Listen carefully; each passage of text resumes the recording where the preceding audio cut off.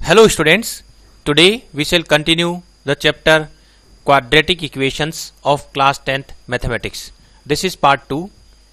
In this video lesson, we shall cover the following topics: roots of a quadratic equation and solution of a quadratic equation by factorization. सबसे पहले हम ये समझेंगे कि quadratic equations के root का मायना क्या होता है, यानी उसका मीनिंग क्या होता है। उसके बाद हम क्वाड्रेटिक इक्वेशन को सॉल्व करना सीखेंगे फैक्टराइजेशन मेथड की मदद से। तो सबसे पहले हम जान लेते हैं कि क्वाड्रेटिक इक्वेशन के रूट्स क्या होते हैं।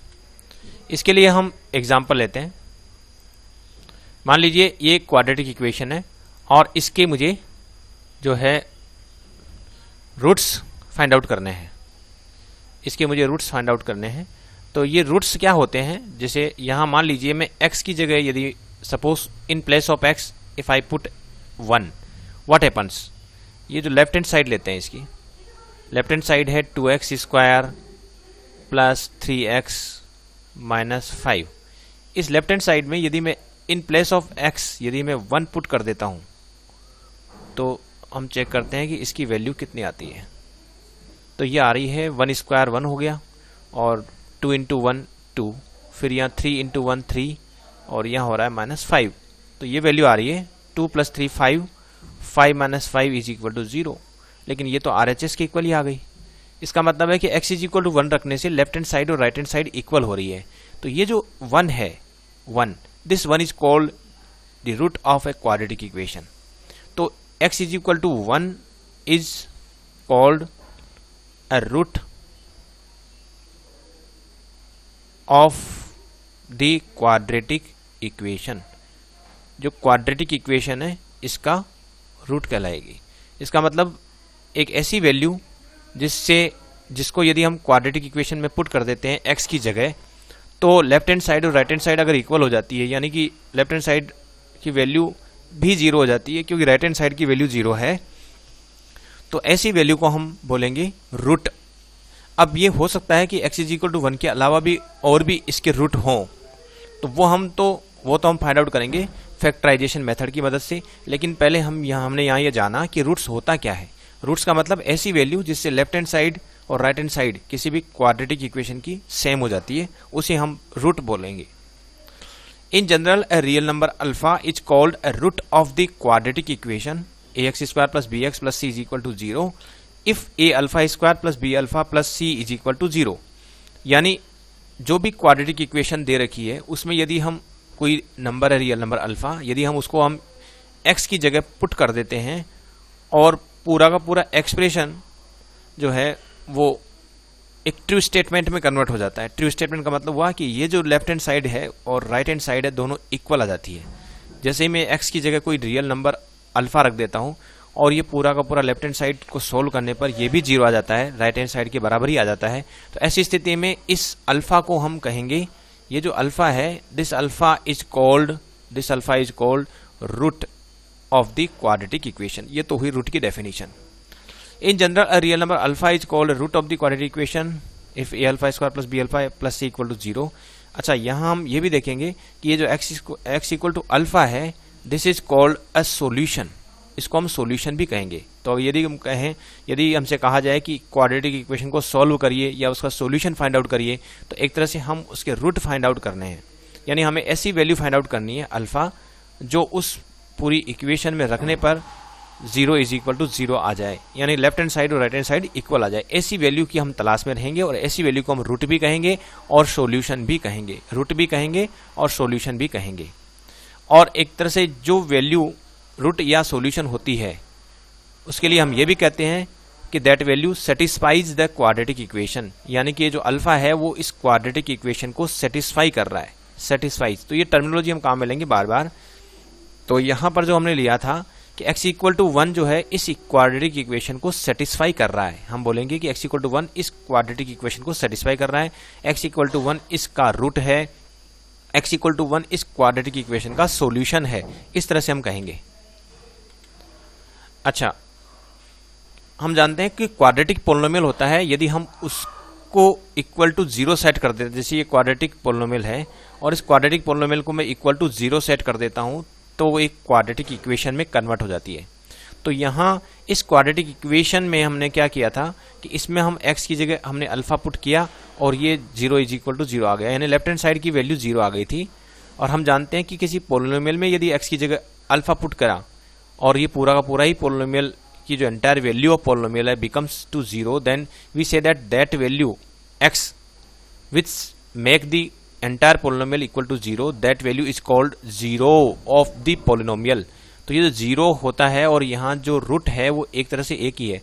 पोलिनोमियल है तो हम उसको जीरोज कर देंगे और अगर क्वाड्रेटिक इक्वेशन है तो उसी अल्फा को हम रूट कर देंगे। तो एक तरह से इसको मैं ये भी कह सकता हूँ कि ये जो पोलिनोमियल है px, ये पोलिनोमियल है अपना ax square plus bx plus c, ये कोई पोलिनोमियल है। और यदि मैं इसमें इन प्लेस ऑफ x यदि मैं अल्फा पुट करता हूँ और ये a alpha square plus b alpha plus c, इसको मैं कैलकुलेट करता हूँ और ये 0 आ जाता है, let us suppose it comes out to be 0, then alpha is called 0 of the polynomial. ये 0 ऑफ द जो पोलिनोमियल है हमारा, ये जो पोलिनोमियल है px, इसका 0 कहलाएगा। दूसरा, यदि इसी पोलिनोमियल से यदि हम एक क्वाड्रेटिक इक्वेशन फ्रेम कर लेते हैं, वो हम कैसे करेंगे, इस px को यदि मैं 0 पुट कर देता हूं तो ये क्वाड्रेटिक इक्वेशन बन जाएगी, वो है ax square plus bx plus c is equal to 0 है। और यदि मैं इसमें अल्फा रख देता हूं, यदि मैं इसमें अल्फा पुट कर देता हूं और हमारे पास ये जो लेफ्ट हैंड साइड है वो ये है, लेफ्ट हैंड साइड जो है वो मेरे पास आ रही है ए बी अल्फा प्लस सी, और इसको मैं कैलकुलेट करने पर पता लगता है कि ये 0 आ गई जो राइट हैंड साइड के इक्वल है। तो ऐसी स्थिति में x is equal to alpha is called root of the quadratic equation, is a root. इस स्थिति में इसको रूट कर देंगे तो क्वाड्रेटिक इक्वेशन के केस में वही अल्फा रूट कहलाएगा या सॉल्यूशन कहलाएगा, या कहेंगे कि वो इस क्वाड्रेटिक इक्वेशन को सेटिस्फाई कर रहा है। और in case of polynomial we say that value alpha which make the entire polynomial equal to 0, that value alpha is called 0 of the polynomial. तो ये पोलिनोमियल है तो उसी अल्फा को हम 0 कर देंगे, और यदि क्वाड्रेटिक इक्वेशन है तो उसी अल्फा को हम रूट या सॉल्यूशन कहेंगे और कहेंगे कि वो वैल्यू उस क्वाड्रेटिक इक्वेशन को सेटिस्फाई करती है। अब हम क्वाड्रेटिक इक्वेशन का सॉल्यूशन फाइंड आउट करेंगे, यानी कि हम क्वाड्रेटिक इक्वेशन के रूट्स फाइंड आउट करेंगे यूजिंग फैक्टराइजेशन मेथड। इसके लिए एक वर्ड प्रॉब्लम लेते हैं। The altitude of a right triangle is 7 centimetre less then it's base. If the hypotenuse is 13 centimetre, find the other two sides. तो इस question को करने के लिए हम सबसे पहले एक ट्राइंगल बनाते हैं, और ये ट्राइंगल ले लेते हैं, राइट ट्राइंगल। ये राइट ट्राइंगल मैंने बना रहा हूँ, ये मैंने राइट ट्राइंगल बनाया है और ये राइट ट्राइंगल बना लिया। और इस राइट ट्राइंगल में जो ऑल्टीट्यूड है वो 7 centimetre less then it's base है, यानी कि यदि मैं लिखूं इसको यहाँ पर, यदि मान लीजिए मैं यहाँ लिखता हूँ कि ये जो ऑल्टीट्यूड है वो 7 सेंटीमीटर लेस देन बेस है, तो यदि मान लीजिए ये जो बेस है इसको मैं x ले लेता हूँ, सपोज इस बेस को मैं x ले लेता हूँ, और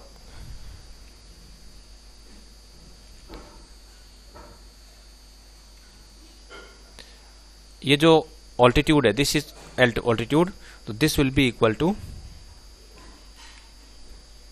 x minus 7 according to the question. Altitude will be equal to x minus 7, और hypotenuse is given, it is given that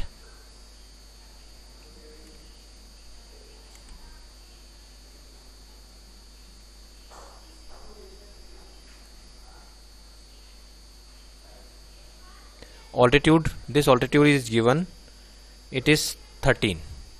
तो ये altitude इसका 13 given है, ये दे रखा है। अब हम इसमें इसका नॉमेनक्लेचर कर देते हैं। लेट अस सपोज ये राइट ट्राइंगल है तो ये 90 डिग्री है, और suppose this is A, this point is A, this is B and this is C.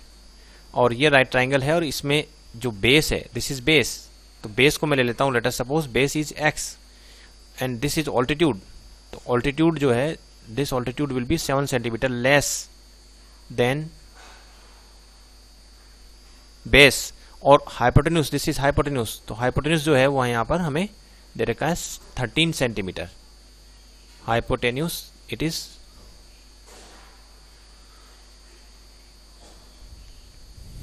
13 centimetre. तो ऑल्टीट्यूड है, बेस है और हाइपोटेन्यूज है, ये हमें पता है। अब हमें इक्वेशन हम फ्रेम कर सकते हैं, क्योंकि राइट ट्रायंगल में जो साइड्स होती है उनमें जो रिलेशनशिप होती है वो हमें पता होता है according to Pythagoras theorem. Square of hypotenuse will be equal to the sum of square of other two sides. So 13 square will be equal to the sum of these two. So x square plus x minus 7 whole square. तो ये हमारी condition है और this condition we can write with the help of Pythagoras theorem. तो अब इसको हम काम में लेते हैं आगे।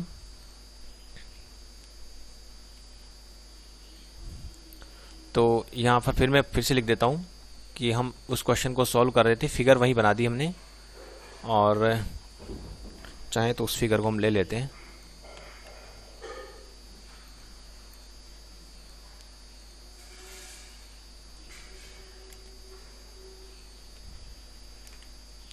ये हमने फिगर यहाँ ले ली है और इस फिगर में जो है हमें जो कंडीशन है वो हम लिख लेते हैं according to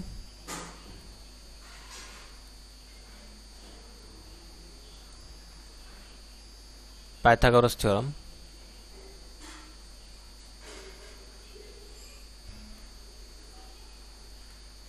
According to Pythagoras theorem, we can write that square of hypotenuse is equal to the sum of square of other two sides. So x square यानी जो बेस है उसका स्क्वायर और ऑल्टीट्यूड यानी परपेंडिकुलर उसका square यानी x minus 7 का square. तो ये यहाँ पर कंडीशन है। अब 13 square is equal to x square plus x minus 7 का होल स्क्वायर। अब हम इस इक्वेशन को सोल्व करते हैं, ये क्वाड्रेटिक इक्वेशन है और इसको हम सोल्व करेंगे with the help of factorisation method. तो इसके लिए पहले हम इसको a minus b whole square है तो इसको हम ओपन कर लेते हैं और हम जानते हैं a माइनस बी का जो होल स्क्वायर होता है वो होता है square of first number plus square of second number minus twice the product of first and second number. तो इसके अकॉर्डिंगली हम इसको ओपन कर लेते हैं और यहाँ जो है इसको भी हम सोल्व कर लेते हैं। 13 square will be equal to 169 और ये हो गया एक्स स्क्वायर प्लस इसको ओपन करते हैं with the help of this identity.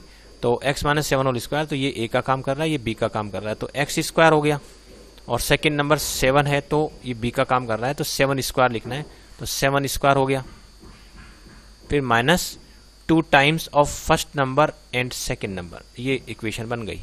इसके बाद इसको लिख लेते हैं आगे 169 इज इक्वल टू ये हो गया 2x स्क्वायर प्लस 49 माइनस 2 7 जा 14x, ये हो रहा है। अब हम इसको थोड़ा सा जो राइट हैंड साइड है उसको लेफ्ट हैंड साइड में लिख लेते हैं और जो लेफ्ट हैंड साइड है उसको राइट हैंड साइड में लिख लेते हैं। अब हम इसको फिर से ये जो भी नंबर है उनको एक तरफ ले लेते हैं। 49 माइनस ये 169 लेफ्ट में ले लिया और इसको हम फर्दर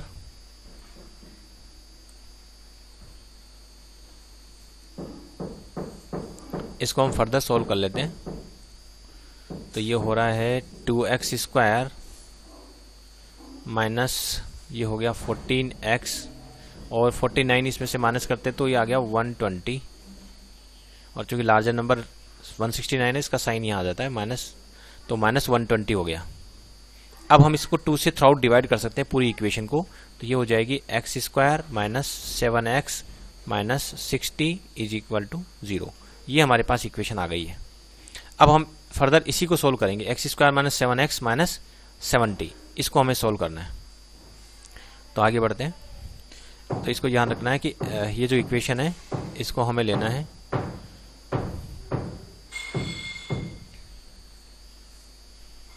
चलिए, तो x square minus 7x minus 70, x square minus 7x minus 60 is equal to 0, ये इक्वेशन थी। X square minus 7x minus 60 is equal to 0। अब हम इसको सोल्व करेंगे, तो इसको सोल्व करने के लिए हम फैक्टराइजेशन मेथड काम में लेंगे और फैक्टराइजेशन मेथड में हम करते क्या है कि जो मिडिल टर्म होती है सबसे पहले हम मिडिल टर्म को आइडेंटिफाई करते हैं कि मिडिल टर्म क्या है यहाँ। तो मिडिल टर्म हमारे पास है यहाँ पर माइनस 7x, तो अब हम जो कर रहे हैं वो यूजिंग फैक्टराइजेशन मेथड कर रहे हैं। ये लिख देता हूँ यहाँ पर कि हम इसमें जो हम काम में ले रहे हैं वो फैक्टराइजेशन मेथड काम में ले रहे हैं। क्वाड्रेटिक इक्वेशन को सोल्व करने का जो मेथड काम में ले रहे हैं that is here factorisation method. उसमें हम सबसे पहले फोकस करते हैं मिडिल टर्म पर। इस मिडिल टर्म को हम स्प्लिट करेंगे, इसको दो टर्म में कन्वर्ट करना है। तो सबसे पहले इस -7x को हम साइड में लिख लेते हैं। ये -7x है,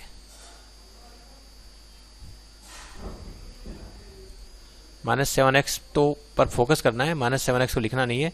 हमें करना क्या है कि यहाँ पर ये जो एक्सट्रीम टर्म है x² और -60, इन दोनों को हम मल्टीप्लाई करेंगे और मल्टीप्लाई करके हम यहाँ लिख देंगे -60x²। सबसे पहला काम तो ये करेंगे, जो एक्सट्रीम टर्म है इन दोनों को हम मल्टीप्लाई करके यहाँ लिख देंगे।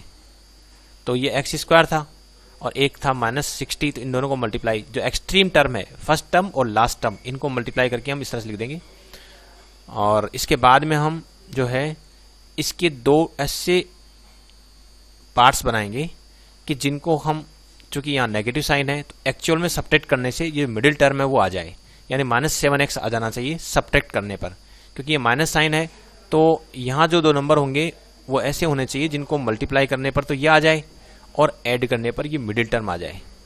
लेकिन यहाँ पर चूंकि मल्टीप्लाई करने पर नेगेटिव आना चाहिए, तो डेफिनेटली ये जो नंबर है वो भी नेगेटिव होगा और ये नंबर, एक नंबर नेगेटिव एक नंबर पॉजिटिव होना पड़ेगा, तभी इनका जो मल्टीप्लिकेशन है वो नेगेटिव आएगा।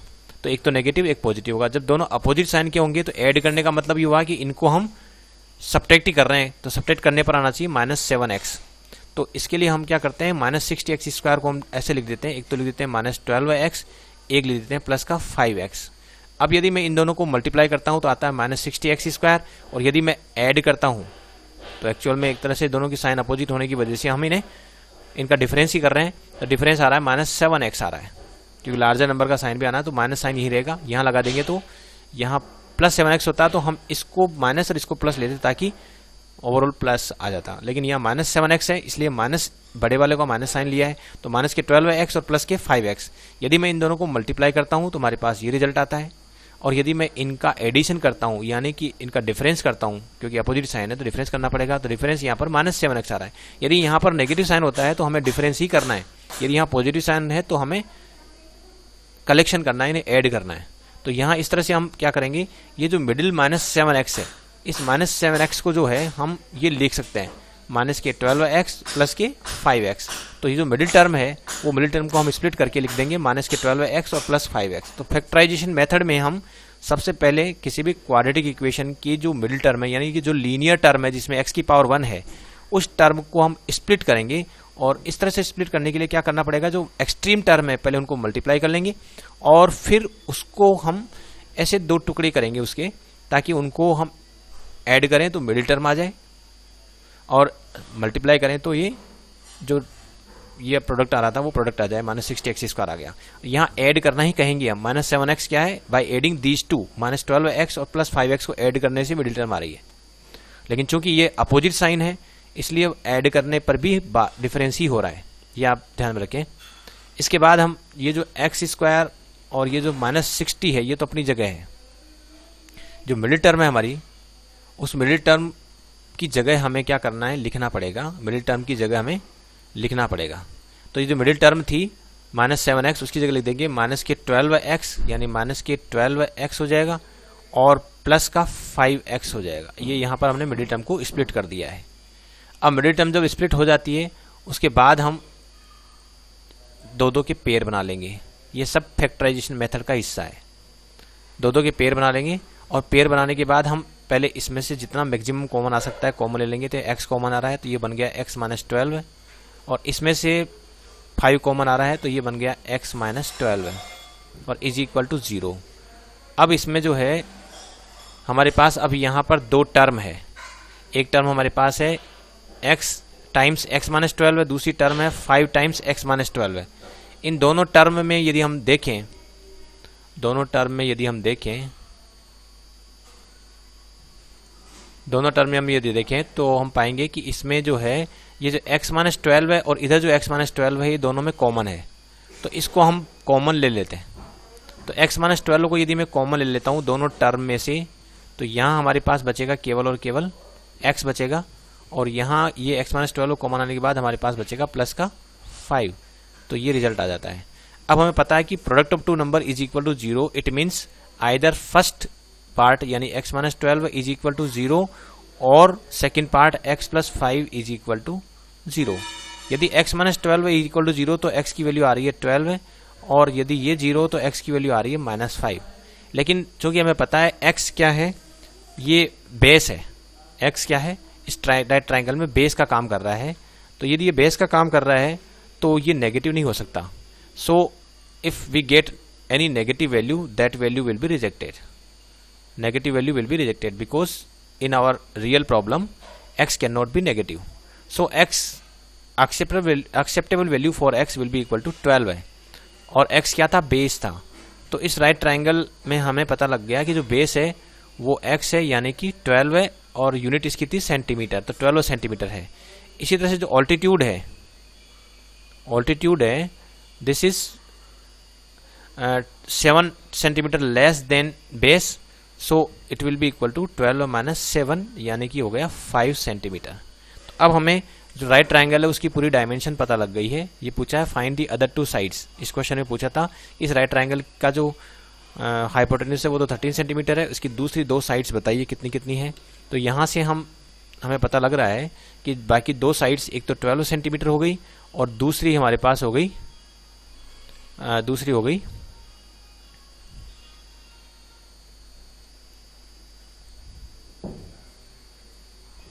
तो ये जो राइट ट्राइंगल दिख रहा है, इस राइट ट्राइंगल में जो एक तो हमारे पास हो गया बेस जो 12 सेंटीमीटर है, और एक ये जो साइड है वो है 5 सेंटीमीटर जो ऑल्टीट्यूड कहला रहा है।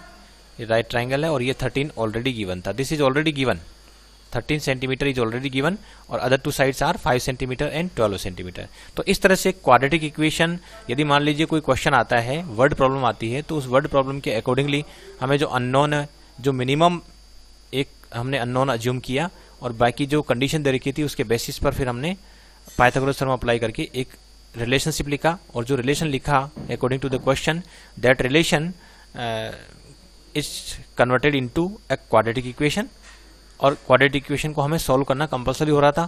तो इस क्वाड्रेटिक इक्वेशन को सॉल्व करने का आज जो मेथड हमने पढ़ा है वो है फैक्टराइजेशन मेथड, जिसमें हम क्या करते हैं, जो मिडिल टर्म है उसको हम स्प्लिट करते हैं। जैसे मिडिल टर्म -7x है तो उसको हमने स्प्लिट किया है -12x प्लस 5x, और इस तरह से स्प्लिट किया है कि इनका प्रोडक्ट जो है वो एक्सट्रीम टर्म के प्रोडक्ट के इक्वल आ रहा है, और इनका जो एडिशन है, एडिशन ही कहूंगा क्योंकि यहाँ अपोजिट साइन है तो डिफरेंस हो रहा है और -7x आ रहा है, लेकिन फिर भी बोलेंगे एडिशन। तो addition of these to -12x और प्लस 5x, इनका एडिशन कितना -7x है। तो ऐड करने पर तो -7x आ जाए, और प्रोडक्ट करने पर जो एक्सट्रीम टर्म है उनका प्रोडक्ट आ जाए। ऐसा हमें मिडिल टर्म को स्प्लिट करना है। स्प्लिट करते ही जो क्वाड्रेटिक इक्वेशन में 3 ही टर्म थी तो वो 4 हो जाती है, और 4 होती है हमें 2-2 के पेयर बन जाते हैं। तो 2-2 के पेयर बनने के बाद हम आसानी से कॉमन ले लेते हैं। कॉमन लेने के बाद फिर हम देखते हैं कि फर्दर फिर कॉमन आ रहा है, जैसे x-12 फिर कॉमन आ रहा है, और इसके बाद हम जानते हैं कि product of two number is equal to 0 only when either first part is 0 और सेकंड पार्ट इज 0। इसको सोल्व करने पर हमारे पास x की 2 वैल्यू आ रही है। यहाँ इस पर्टिकुलर क्वेश्चन में x की ये जो नेगेटिव वैल्यू आ रही है, that is not acceptable because x is the base of the right triangle which can not be negative. So this value is rejected. Acceptable value is 12 है। So base which is assumed equal to x, so that base will be equal to 12 centimeter, and altitude is 7 centimeter less than the base, so altitude will be equal to 12 minus 7 is equal to 5 centimeter। तो इस तरह से हम इस problem को solve कर पाए, और अदर दो साइड्स जो हमें फाइंड आउट करनी थी वो हमने फाइंड आउट कर ली। एक और क्वेश्चन लेते हैं जिसको हम फैक्टराइजेशन मेथड से हम सोल्व करेंगे। Find the root of the quadratic equation. Let us suppose we are to find out solution या roots of this quadratic equation using factorisation method. क्योंकि अभी हम एक ही मेथड सीख रहे हैं, उसी मेथड को हम अच्छी तरह से सीखना चाह रहे हैं, तो यूजिंग फैक्टराइजेशन मेथड हम इसको सॉल्व करेंगे। तो जैसा कि मैंने अभी बताया कि फैक्टराइजेशन मेथड से जब किसी प्रॉब्लम को सोल्व करते हैं तो उसमें जो सबसे पहले फोकस होता है हमारा मिडिल टर्म पर। इस मिडिल टर्म को हम स्प्लिट करना पड़ेगा, और मिडिल टर्म को हमें स्प्लिट करते समय ध्यान क्या रखना है, इसके लिए जो एक्सट्रीम टर्म है पहले उन दोनों का प्रोडक्ट करना है, और प्रोडक्ट करने के बाद हम यहाँ अलग से लिख लेंगे। तो ये √2x² और 5√2 को हमें मल्टीप्लाई करना है। तो 5√2 को जब √2 से मल्टीप्लाई किया तो 5 × 2 यानी कि 10, और ये हो गया 10x² हो गया। तो ये जो एक्सट्रीम टर्म है, इन दोनों को यदि मैं मल्टीप्लाई करता हूं तो मेरे पास आता है प्लस 10x²। ये प्लस का 10x² आ रहा है। अब चूंकि ये प्लस 10x² आ रहा है तो दोनों जो नंबर है वो यहाँ सेम साइन के होंगे, और चूंकि ऐड करने पर प्लस प्लस दिख रहा है यहाँ पर, तो डेफिनेटली यहाँ भी प्लस होगा और यहाँ भी प्लस होगा। अब मैं इस 10x² के ऐसे दो टुकड़े करने हैं, यानी दो पार्ट्स बनाने हैं, जिनको प्रोडक्ट करने पर तो 10x² आ जाए और सम करने पर 7x आ जाए। तो ऑब्वियसली एक प्लस 5x लेना पड़ेगा, एक को 2x लेना पड़ेगा, क्योंकि यदि मैं ऐसे ले लेता हूँ तो ये प्लस 5x और प्लस 2x इनका एडिशन जो है प्लस 7x आ रहा है, और इनका जो प्रोडक्ट है वो 10x² आ रहा है, which is the product of first and last term, extreme terms का प्रोडक्ट के बराबर आ रहा है। अब ये जब हो जाता है, now we can write middle term as the sum of these two terms. So √2x² plus 5x plus 2x plus 5√2 is equal to 0। अब हमारे पास यहाँ फिर से पेयर बन रहे हैं, ये दो का पेयर भी बन गया, दूसरा पेयर ये बन रहा है, दो दो के पेयर बन जाते हैं। और ये संभव हुआ क्योंकि पहले 3 ही टर्म थी, लेकिन मिडिल टर्म को हमने स्प्लिट करके 2 बना ली थी। ये 2 टर्म एक्चुअली वास्तव में ये 2 आ रही है, वो वास्तव में इसी का हिस्सा है। ये जो 2 टर्म आ रही है वो इसी का हिस्सा है, तो इसको हमने ऐसे स्प्लिट किया था। अब हम जो पेयर बना रहे हैं वो यहाँ से यहाँ तक एक पेयर बन रहा है, दूसरा यहाँ से यहाँ तक दूसरा पेयर बन रहा है। अब हम इसमें मैक्सिमम जितना कॉमन आ सकता है ले लेते हैं। तो यहाँ √2 है, यहाँ 5 है, तो कॉमन कुछ नहीं है। x जरूर कॉमन है, तो x में कॉमन ले लेता हूँ। यहाँ आ रहा है √2x प्लस यहाँ हो रहा है 5। सिमिलरली यहाँ हम देखें तो इसमें यहाँ 2 है, यहाँ √2 है, तो I can take out √2 as common. यदि मैं √2 कॉमन ले लेता हूँ तो यहाँ बनेगा √2 टाइम्स x प्लस 5 आ गया, इज इक्वल टू 0 हो गया। अब हम इन दोनों को यदि गौर से देखें तो यहाँ पर फिर देख रहे हैं कि ये जो √2x प्लस 5 है ये दोनों में कॉमन है, और यदि दोनों में कॉमन है तो हम उसको भी बाहर ले लेते हैं, ये कॉमन ले लेते हैं। तो √2x प्लस 5 और यहाँ आ रहा है x plus √2 is equal to 0। अब इसके बाद का जो स्टेप है वो हम लिख सकते हैं। इसके लिए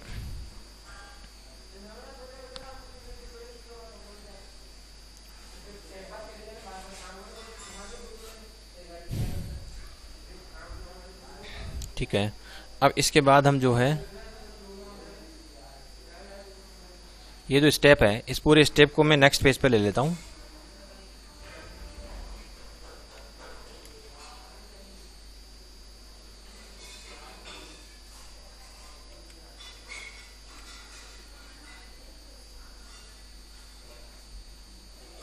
यहाँ ले लिया है।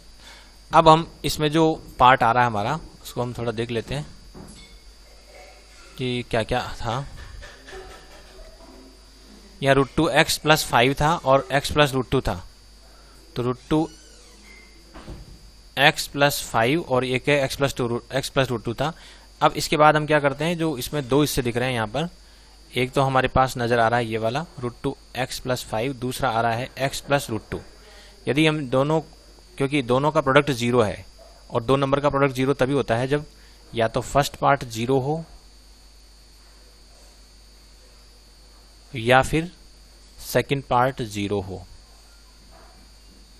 तो यदि मैं फर्स्ट पार्ट को इक्वल टू 0 सेट करता हूं तो √2x जो है this will be equal to -5, और यदि मैं इसको देखता हूं तो ये x will be equal to -√2 ये आ रहा है। यदि मैं इसको आगे फर्दर सोल्व करता हूं तो x की वैल्यू आ जाएगी -5, क्योंकि ये x के साथ मल्टीप्लाई में है √2, तो इधर ये डिवाइड में चला जाएगा, तो एक आंसर आ गया -5/√2।